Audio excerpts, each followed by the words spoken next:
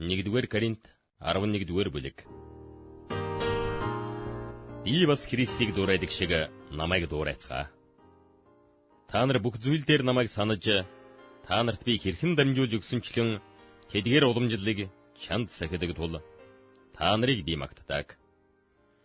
Гэвч Христ бол эр хүн бүрийн тэргүүн, эр хүн бол эмэгтэй хүний тэргүүн. Бурхан бол Христийн тэргүүн мөн гэдгийг та нар ойлгоосэй гэж би хүсэж байна. Залбирах эсвэл иш үзүүлэх үедээ толгой дээрээ өмсгөлтэй эр хүн бүр өөрийн толгоогоо утааж байгаа юм. Харин залбирах эсвэл иш үзүүлэх үедээ толгоогоо бүтээгээгүй эмэгтэй хүн бүр өөрийн толгоогоо утаажгүй хэрэг. Энэ нь тэр эмэгтэй үсээ хусуулсантай адил юм. Хэрв эмэгтэй хүн толгоогоо бүтээхгүй бол үсээ бас хяргаг.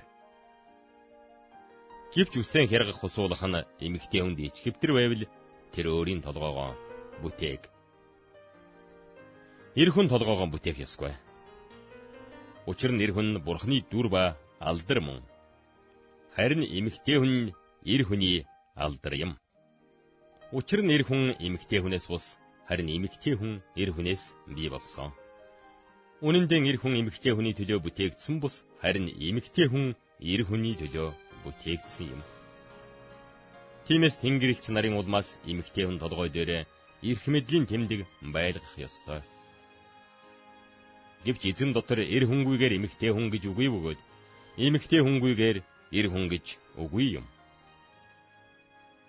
Учир нь эмэгтэй хүн эр хүнээс бий болсончлон эр хүн эмэгтэй хүнээс төрдөг. Бүх юмс Бурханаас бий болсон. Эмэгтэй хүн толгоогоо бүтээхгүй Бурханд залбирах нь зохистой юу? Өөрсдөө шүүцгээ. Хэрв эр хүн урт үстэй байвал энэ нь түүнийг утаадаг гэдгийг төрлөх байдал өөрөө та нарт сургадаг босуу. Харин хэрв эмэгтэй хүн урт үстэй байвал энэ нь түүнд алдар юм. Тийм биш гэж үү?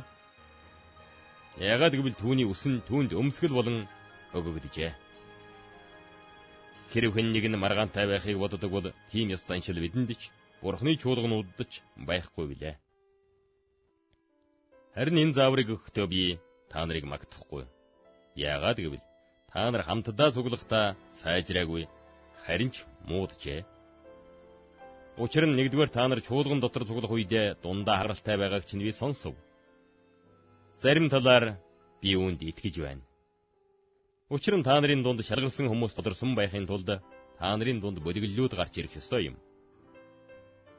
Иймээс та нар хамтдаа цуглах нь эзний зоогийг идэхийн тулд биш юм. Учир нь хүн бүр өөрийнхөө хоолноос урдж иддэг бөгөөд нэг нь өлсгөлэн байхад нөгөө нь согтуурч байна.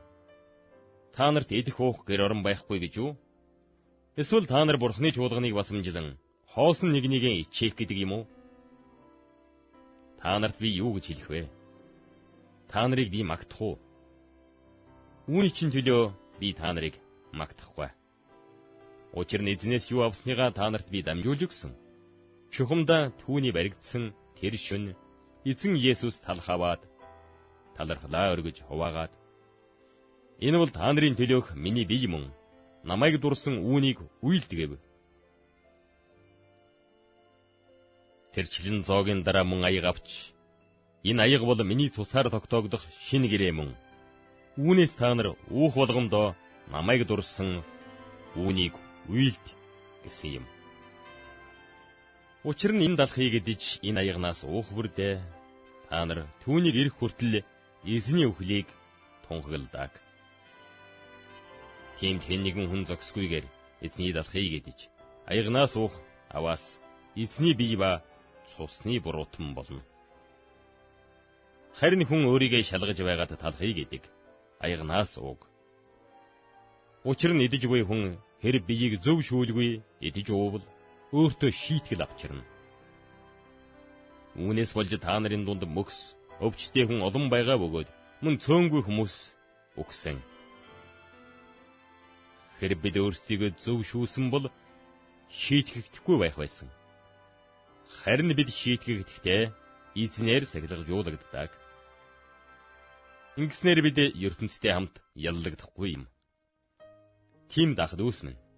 Та нар эдхийн тулд цуглавал нэг нэгээ хүлээ. Та нар хамтдаа шийтгэл унахгүй тулд хэр үлссэн хүн байвал тэр хүн гэртэн идэг. Бусад хэрэгүүдийг би очихдоо зохицуулъя.